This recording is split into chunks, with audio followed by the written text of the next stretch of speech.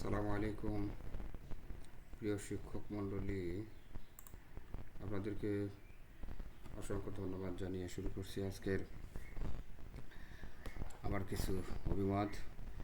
আমাদের বিদায়ী উপদেষ্টা বলেছিলেন যে শিক্ষকদের 15 থেকে 20 বছরের বঞ্চনা 1-2 বছরের বাজেট দিয়ে মেটানো যায় না।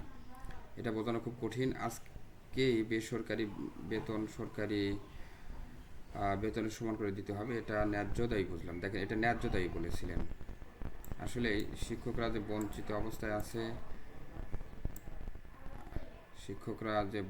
অবস্থায় আছে, আর শিক্ষকদের দাবি যে ন্যায্য দাবি, এটা সর্বমহলেই জ্ঞাত। সবাই জানে যে শিক্ষকের দাবিটা ন্যায্য দাবি।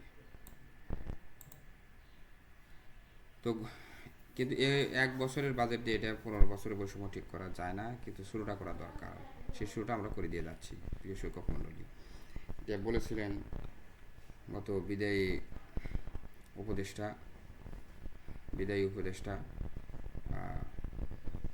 ওয়াহিদউদ্দিন মাহমুদ স্যার এটা বলেছিলেন যে শিক্ষকদের দাবি কিন্তু ন্যায্য দাবি।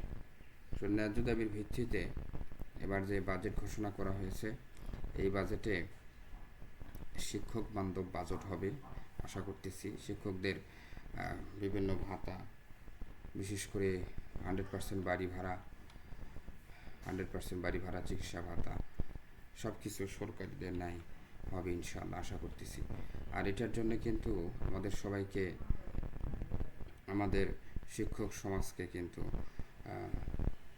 সোচ্চার থাকতে হবে।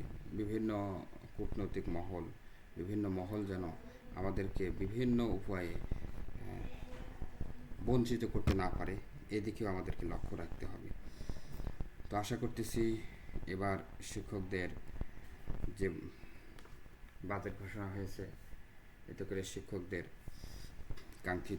কিছুটা হলেও কাঙ্ক্ষিত আশা, কিছু আকাঙ্ক্ষা পূরণ হবে ইনশাআল্লাহ। তো এই আশাবাদ ব্যক্ত করে আজকের মতো এখানে শেষ করছি। আসসালামু আলাইকুম ওয়া রাহমাতুল্লাহি ওয়া বারাকাতুহু।